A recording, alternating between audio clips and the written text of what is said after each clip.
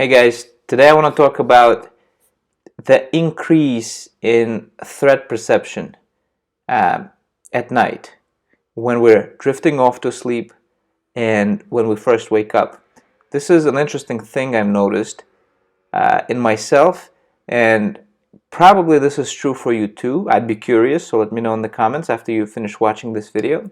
But something I noticed, so we know on this channel that a central theme here is that we're in this hypervigilant state, Our threat detection system, in the brain is always looking for threats. Could be internal threats like threatening emotions. It could be external threats like, well, currently we know what the external threats are, but it could be anything, Oh, what if like this situation unravels in this way?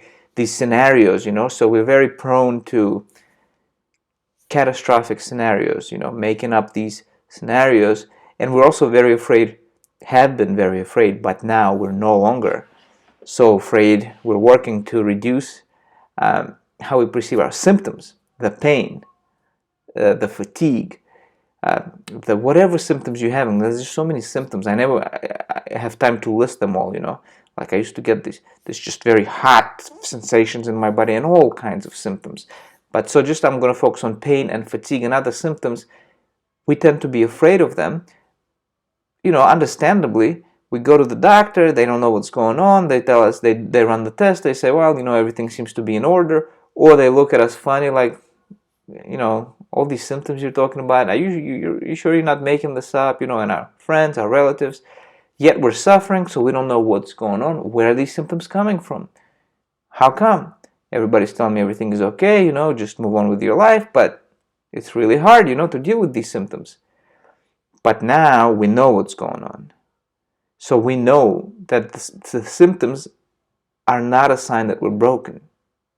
Yes, they're unpleasant. Yes, they're here, but they're not a sign that we're broken. And so that's what we focus on, as a summary during our recovery, is dealing with the threats, the emotional threats, just the difficult emotions that are within us, and calming the system down and letting go of the fear of symptoms, and also not catastrophizing other life situations. And this dynamic of threat, I notice it gets worse at night as I'm drifting off to bed to sleep, like when I'm in that in-between state of where I haven't quite fallen asleep yet, but I'm not quite awake yet. And the same thing when I first wake up, when you're still kind of like not fully awake, so the brain hasn't fully come online.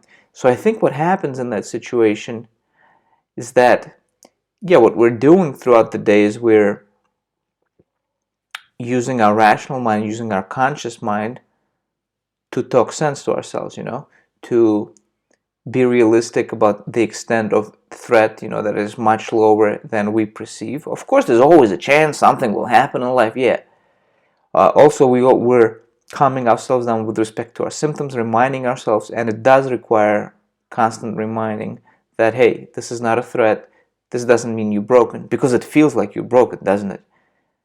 So it's really it's the natural response to be concerned, to be worried about, these kinds of symptoms. But now that we know what's going on, we're no longer concerned. We understand consciously. But the unconscious mind is still having that same response, and over time we work to reduce it. Well, that fear of symptoms, it increases when the conscious mind goes offline.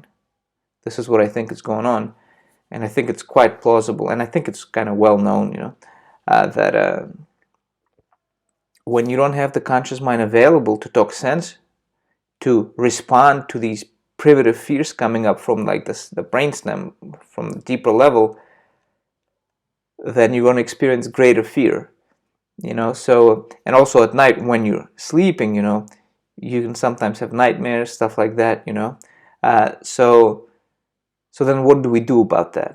So, okay, so I've noticed that. Now what? So I've noticed that when I drift off to sleep at night and when I wake up in the morning, when the brain hasn't fully come online yet, there's an increase in anxiety and fear of symptoms. Well, I think first of all, we can, number one, before we go to bed, limit or eliminate really any kind of threatening information, you know. And of course, it's going to be individual what you do and what you don't find threatening. So just notice if it's causing you any distress as you drift off to sleep or at night, you know, whatever it is that you do. Like maybe you're watching horror movies, maybe you're a fan or something like that. I personally don't like them, not interested. Not because I'm afraid, just not interested. But whatever it is you do, maybe you watch like a talk show about politics and it gets you all like amped up, stuff like that. Whatever you do, you know, just try to limit that or eliminate that. What do you need that stuff for, you know, before you go to bed? It raises your general level of just, you know, wiredness. The other thing is, give yourself, so one thing that I do every night when I go to bed, actually, I haven't spoken about this yet, is I do my gratitude. I pick 3 things that I'm grateful for the day. That's kind of been my ritual for like some months now, maybe 6 months or a year or something, I don't know. But just pick 3 things that you're grateful for. It could be the simplest things, you know. It could be big things. Maybe you interacted with somebody that's a dear friend, or just sometimes I'll be grateful for this bed I'm sleeping on because, you know, it's a really comfy bed, you know. You know, a couple of centuries ago, kings didn't have beds like that, you know, and they didn't have running water either, and stuff that we always take for granted. You can be grateful for those things too. And every day I just try to find 3 things that I'm grateful for or that I'm proud of, you know, that I did. Could be small, could be medium, could be large, you know.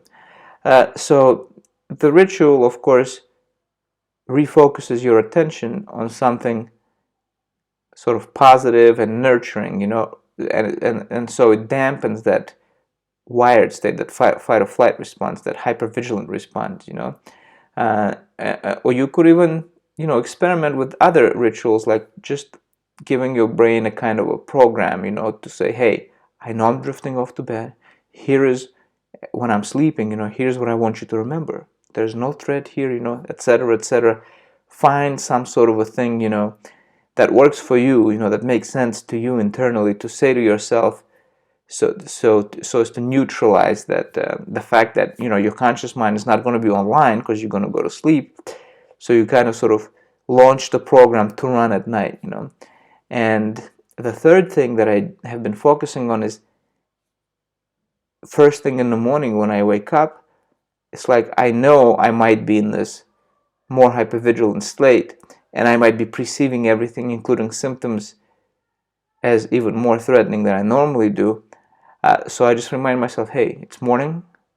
My brain hasn't fully come online yet. Let's not even, you know, let's not take all these threats seriously. You know, these hypervigilant responses, let's not take them seriously. Like if you're worried about something, just say to yourself, well, it's morning, you know, let's just wait a little bit, see how I feel about it later. And then as your brain comes online, you know, you can talk through it, you can be a bit more analytical about it, and you can send the message to the primitive brain that, hey, it's under control, I got this, you know, don't worry about it. So yeah, this is what I wanted to discuss, this interesting phenomena that the threat perception system kind of goes wild, you know, when you go to sleep, when your conscious mind turns off, there's nobody there to watch it, you know, and just to say, hey, listen, it's okay, we got this, you know. So it just does its thing, you know, going crazy. So just curious if you have observed that in yourself and maybe how you mitigate it. Let me know in the comments, and like this video and subscribe, and I'll talk to you soon.